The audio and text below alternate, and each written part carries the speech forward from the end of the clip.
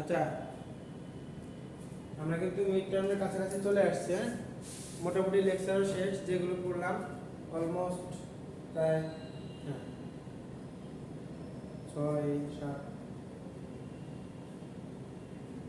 আচ্ছা, আমি last class পর্যন্ত যে পর্যন্ত পড়া রাখছিলাম সেটা হচ্ছে আমরা ফাইবারের বিভিন্ন মোড, প্রোপাগেশন মোডগুলো দেখছিলাম। Single mode fibre, multi mode fibre, graded index fibre, step index fibre, ঠিক না?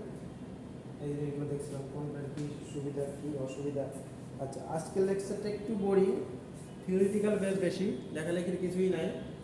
আর এরপরে লাস্ট ক্লাসে আমি রিভিউ করব, ঠিক আছে?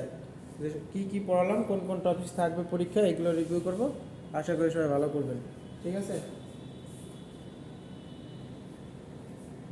আচ্ছা, আজকের লেকচারটা হচ্ছে general characteristics of optical cables. Optical ফাইবারের কিছু জেনারেল ক্যারেক্টারিস্টিক্স দেখি আমরা। আচ্ছা, এর ভিতরে কী থাকবে না, এক্সটার্নাল ফ্যাক্টরস আর ইম্প্যাক্টিং অপটিক্যাল ফাইবার কেবল। তার মানে অপটিক্যাল ফাইবার কেবলকে আমরা ইউজ করি। আচ্ছা, আমি একটা ছোট্ট একটা বলি আপনাদের। আমার প্র্যাকটিক্যাল এক্সপিরিয়েন্স নাই, তাও আমি আপনাদের এক সিনিয়র বড় ভাই উনি একটা অপটিক্যাল ফাইবার সাবমেরিনের চাকরি করতো। আচ্ছা, অপটিক্যাল ফাইবারে যেগুলো হয়, যে আমাদের সিএমইউ4 আছে না, আমরা কমিউনিকেশনের কোর্স নিয়ে মোবাইল সেলের সিএমইউ4 পড়াইছিলাম। হ্যাঁ, সিএমইউ4 কেবলটা কিন্তু এই যে কক্সবাজারে আমাদের সমুদ্রের তলদেশ দিয়ে আসছে। এটা এই কেবলের যে সমস্যাটা হয়, বিভিন্ন সময় বড় ধরনের কিছু মাছ আছে, হ্যাঁ, সমুদ্রের নিচে কিছু মানে সমুদ্রের নিচে যে প্রাণীগুলো, এগুলোর কারণে এই অপটিক্যাল ফাইবারগুলোতে মাঝে মাঝে দাঁত বসায় যায়, কামড় দিয়ে ক্লাডিং জ্যাকেটের উপরে অনেক তারপরে দাঁত বসায় যায়, ঠিক আছে? যার ধরুন ওই কেবলগুলো কিন্তু এফেক্টেড হয়।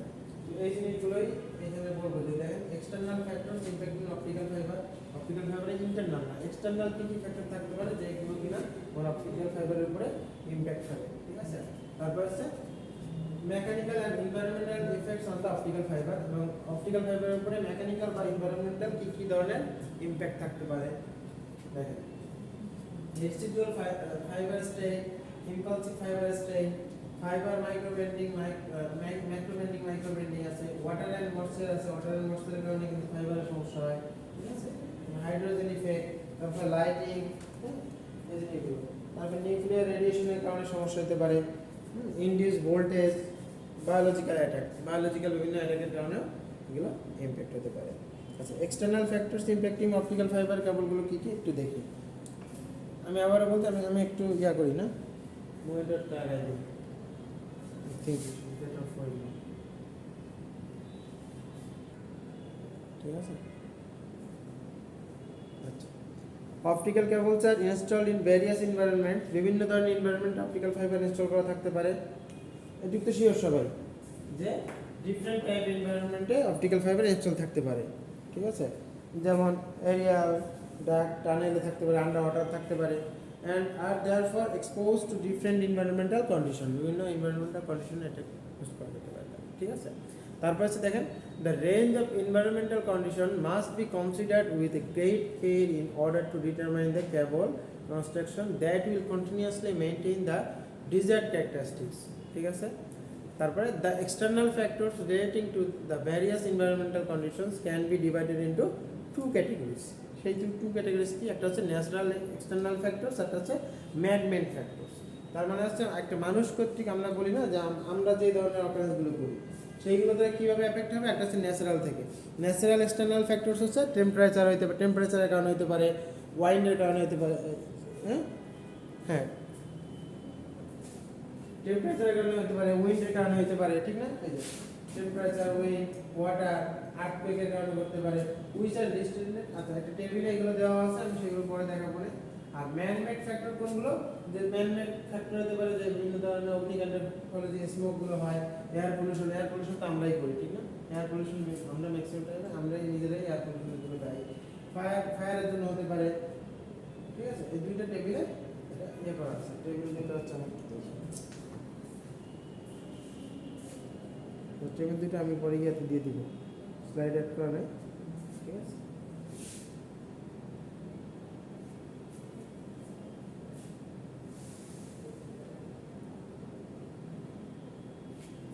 আচ্ছা, প্রথম আমি আবারও বলতেছি, এই স্লাইডটার জন্য আসলে আমি আন্তরিকভাবে দুঃখিত, কারণ এইটা পুরাই থিওরিটিক্যাল বেস হয়ে গেছে স্লাইডটা, সরি। এইটুক থিওরি একটু পড়েন, আর ম্যাক্সিমাম স্লাইডে তো আমি এত থিওরি দেই নাই, ম্যাথমেটিক্যাল টার্ম ছিল, এরপরে ইয়েগুলো তার এত থিওরি থাকবে না, এটা একটু থিওরিটিক্যাল টার্মগুলো একটু জানেন, এটা থিওরিটা। ইমেজ দিয়ে দেখানো যায় তো, আচ্ছা একটু খেয়াল করেন, আচ্ছা দেব এই স্লাইডটা একটু স্কিপ করেন, মানে স্কিপ মানে একটু কনসিডার করেন, ঠিক আছে।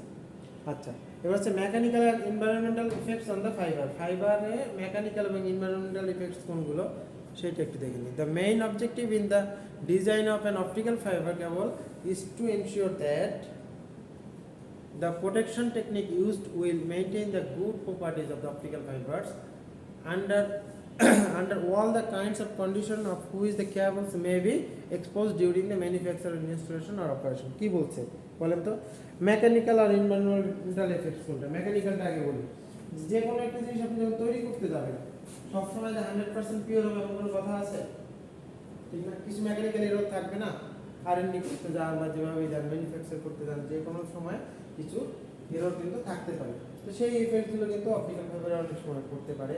যে কিছু অপটিক্যাল ফাইবার হয়তো আপনার কোয়ালিটি থেকে ধরা পড়ে নাই, সেই অপটিক্যাল ফাইবারগুলো আমরা মার্কেটে উঠে গেছে বা মার্কেটে চলে আসছে, ইউজারের হাতে চলে গেছে, ইউজার কিন্তু তখন স্যাটিসফাইড হবে না, সেই জিনিসগুলো হতে পারে।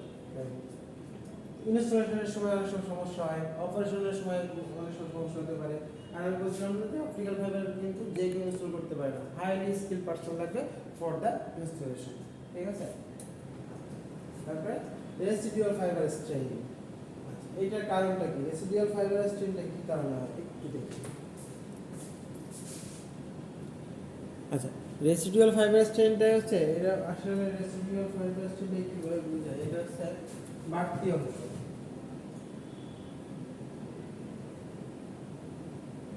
বাড়তি অংশটাকে টেনে কিভাবে ইয়ে করা হয়, ঠিক আছে।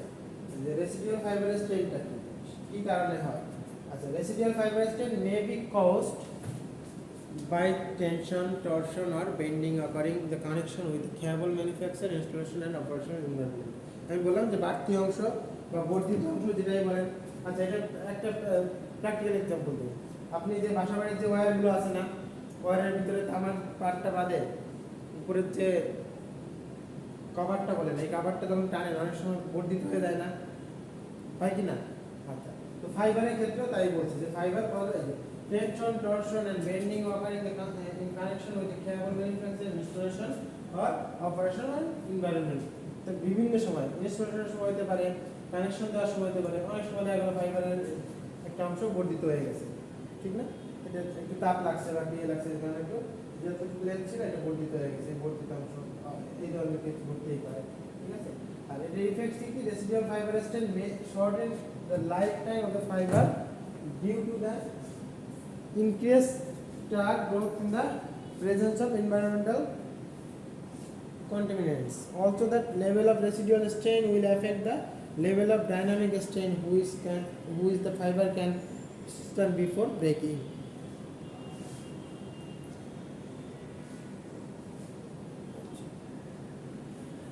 আর হচ্ছে কনস্ট্রাকশনাল কনসিডারেশন, তার মানে একটা ফাইবার যখন কনস্ট্রাক্ট করা হয় তখন অনেকগুলো জিনিস কনসিডারে আনা হয়, সেই জিনিসটা বলা হয়েছে যে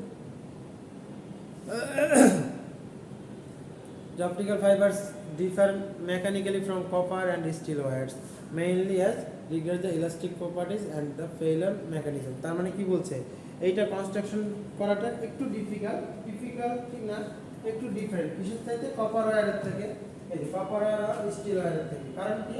কপার ওয়্যার আর স্টিল ওয়্যার যে পরিমাণে, তার মানে ইলাস্টিসিটি প্রপার্টিজ তার যত আছে তার থেকে এই গ্লাস বা প্লাস্টিকের ইলাস্টিক প্রপার্টিজটা বেশি, ঠিক আছে। এই যে glass used for optical fibre bear elastically up to a few percent and then it fails to brittle tension, ঠিক আছে। তারপরে কি বলছেন?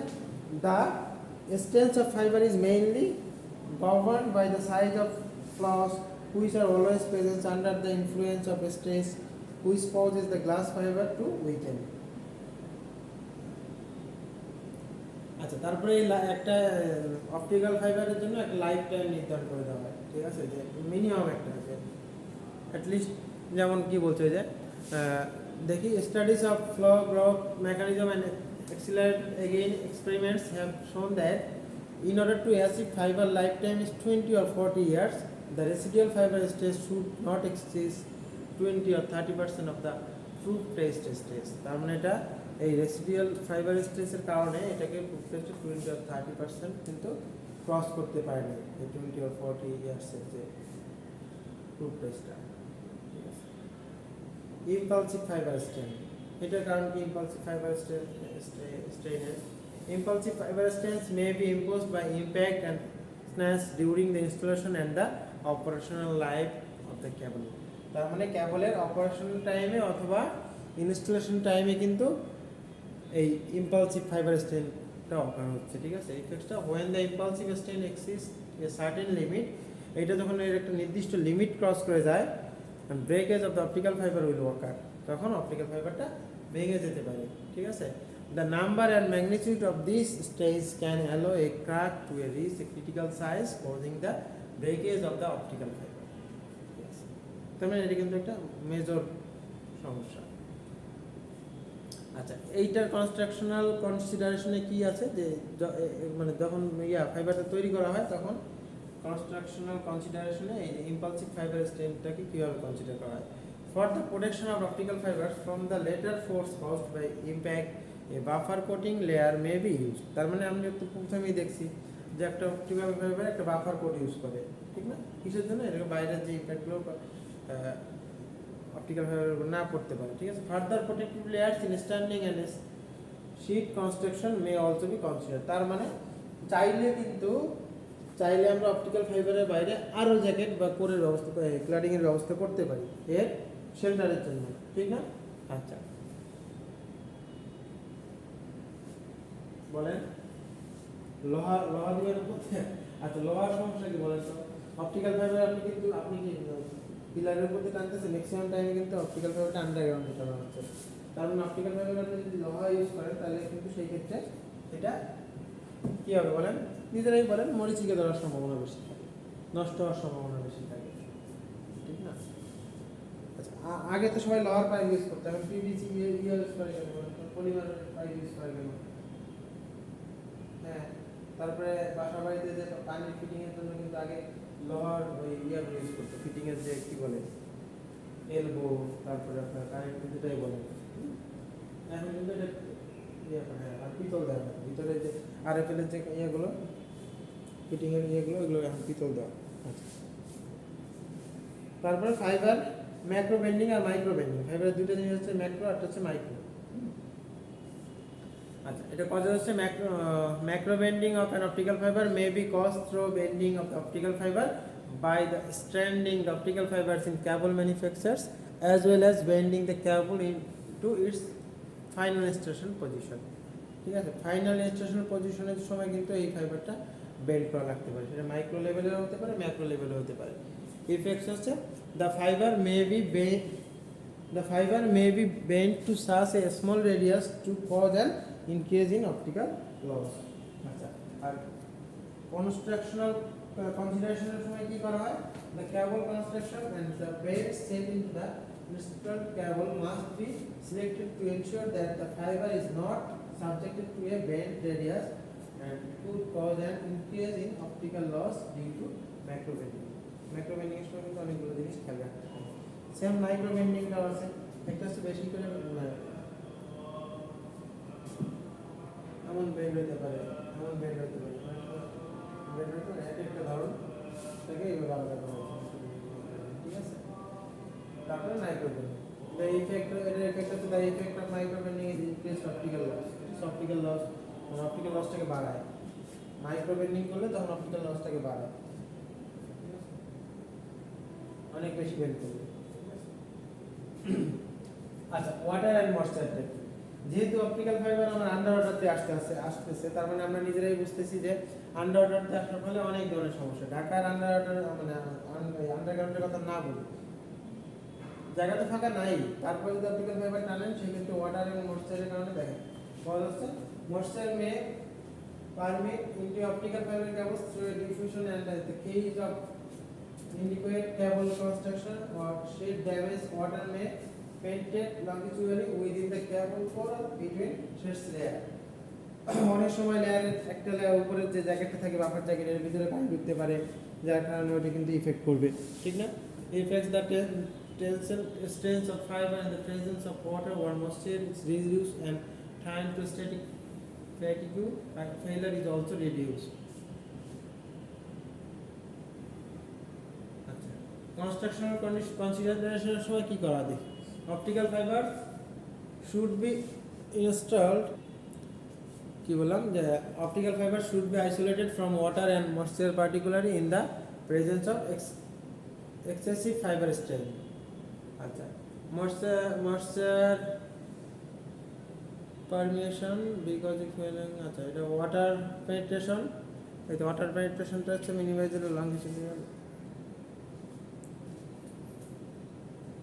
ঠিক আছে। তারপর আছে হাইড্রোজেন ইফেক্টটা কি দেখি। Cause hydrogen gas concentration may build up within a cable from hydrogen released from the cable components. কেবল যে কম্পোনেন্টগুলো দিয়ে তৈরি করা হয় সেখান থেকে হাইড্রোজেন রিলিজ হতে পারে, হ্যাঁ, ঠিক না? যে আমরা কেবলগুলো কি নর্মাল দেখতে কেমন, ওই কেবল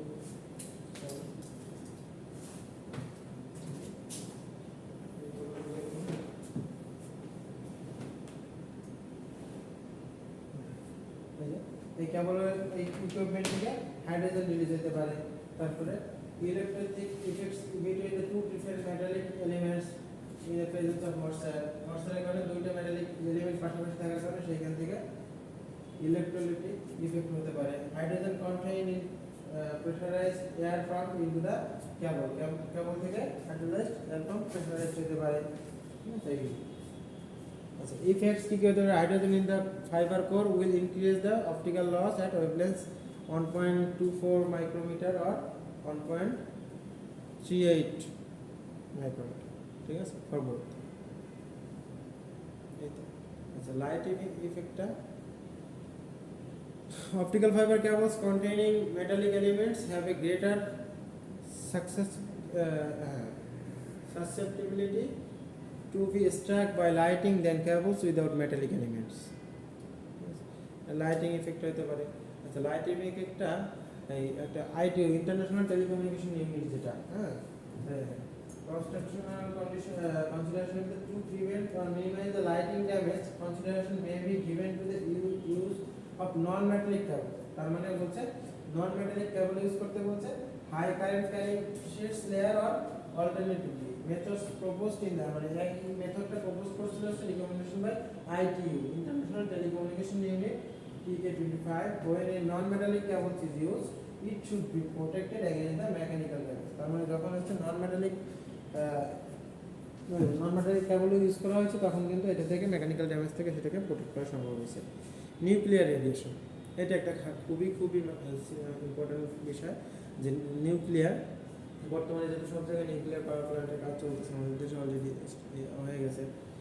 তো নিউক্লিয়ার রেডিয়েশনটা কিন্তু খুবই মারাত্মক খারাপ জিনিস, যে এর কারণে optical fibre cables may be expose to nuclear radiation.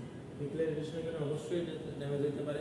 if the under exposure to nuclear radiation the optical loss may increase to an unacceptable level। মানে এমন অপটিক্যাল ফাইবার লসটা হবে যেটা আনএক্সেপ্টেবল লেভেল, একটা লেভেল অ্যাকসেপ্টেন্স যে লেভেলটা সেটা cross করে যায়। কনস্ট্রাকশন কন্ডিশন হচ্ছে আন্ডার স্টাডি, এটা নিয়ে এখনো কোনো কনস্ট্রাকশনাল কনসিডারেশন আনা হয় নাই, কারণ এটা নিয়ে R&D চলতেছে, কাজ চলতেছে, তো এটা এখন আন্ডার স্টাডিতে আছে, ঠিক আছে। ইফেক্টটা বোঝা গেছে যে কী ইফেক্ট হতে পারে, কী কারণে হয়, কিন্তু এর কোনো কনস্ট্রাকশনাল কনসিডারেশন এখন আনা হয়। ইনডিউস ভোল্টেজের কারণে তো সমস্যা হবেই। যে under fault condition of electricity lines optical fibres cables containing metallic elements are susceptible to introduce voltage, ঠিক আছে। ভোল্টেজের কারণে এটাও একটু প্রপোজ করছে আইটিইউ টি ডিরেক্টিভস। আচ্ছা, বায়োলজিক্যাল অ্যাটাকটা এটাই লাস্ট, ঠিক আছে। একটু বিরক্ত লাগছে না এই স্লাইড। আচ্ছা, বায়োলজিক্যাল অ্যাটাকটা কোনটা? The outside cables can be damaged from biological attack which can be caused by এই যে mammals আছে, ঠিক আছে। আচ্ছা, বায়োলজিক্যাল অ্যাটাকের ভিতরে যে যেমন বিভিন্ন স্তন্যপায়ী প্রাণী পায়, গরুর পায়ের ইয়াতে হইতে পারে, মানে অনেক সময় mammals, squirrels, mice, rat, ইঁদুর, বিড়াল, এগুলো তো আছেই, ঠিক না, rat, mouse, gophers and other rodents, হ্যাঁ, বার্ডস লাইক উডকিপার্স, আচ্ছা কাঠঠুকরা যে পাখিগুলো, হ্যাঁ কাঠঠুকরা যেমন কাঠঠুকরা খায় মানে কিন্তু এই অপটিক্যাল কেবলও ঢুকাতে পারে, ঠিক আছে। তাই বলছে যে উডকিপার্স এন্ড ককরোচ, ঠিক আছে। Insects such as termites, ants, beetles of, তারপরে মাইক্রো অর্গানিজমস থাকে, ব্যাকটেরিয়া থাকতে হবে, ফাঙ্গাস ব্যাকটেরিয়া কিন্তু একটা বায়োলজিক্যাল ইফেক্টের বড় একটা পার্ট, যে কোনো ওয়ারে কিন্তু ফাঙ্গাস ধরতে পারে, ব্যাকটেরিয়া ইফেক্ট করতে পারে, ঠিক আছে। এই জিনিসগুলো তারপরে আছে না অনেক সময় আমরা কি করি বিভিন্ন শিল্প কারখানা কলকারখানাগুলোতে রাসায়নিক পদার্থ ইউজ করা হয়, ঠিক না। বিভিন্ন শিল্প কারখানা কলকারখানাতে রাসায়নিক বর্জ্য পদার্থ বেরোয় না, যেগুলো কিন্তু আমরা সুইরেজ লাইন দিয়ে বিভিন্ন জায়গায় বের করে দিচ্ছি, কিন্তু ওই যে জায়গা দিয়ে বের করতেছি ওইটার নিচে যদি অপটিক্যাল ফাইবার থাকে সেই ক্ষেত্রে কিন্তু মাটিতে যেমন ক্ষতি হচ্ছে ওই জায়গায় ওই ফাইবারটাতে তেমন ক্ষতি হচ্ছে। তাই বলছে যে chemical are used in the these chemicals do not work as poisons but they repel the attacker, ঠিক আছে। এটা পয়জন হিসেবে কাজ করে না, কিন্তু এটা কিন্তু ফাইবারের উপরে অ্যাটাক করতে পারে। For an example some chemicals are spread on the cable surface and leave a special smell as a deterrent। অনেক সময় কি করা হয় এই কেবলের উপরে এমন ধরনের স্মেল দেওয়া হয় যে কারণে বিভিন্ন ধরনের ইনসেক্টগুলো এটাকে এফেক্ট করতে পারে না, ঠিক আছে। বোঝা গেল? আচ্ছা এই এই এই স্লাইডটা খুব বেশি যে মুখস্থ করতে হবে এমন কিছু না, জাস্ট থিওরিটিক্যাল যে জিনিসগুলো কনসেপ্টগুলো দিলাম এইগুলো অ্যাটলিস্ট মাথায় রাখেন তাহলেই হবে, ঠিক আছে। আচ্ছা আজকে এই পর্যন্ত থাক, আর লাস্ট ক্লাসে আমি এরপরের ক্লাসে পুরো মিডের সিলেবাসটা রিভিউ করে দিব, ঠিক আছে। ওকে।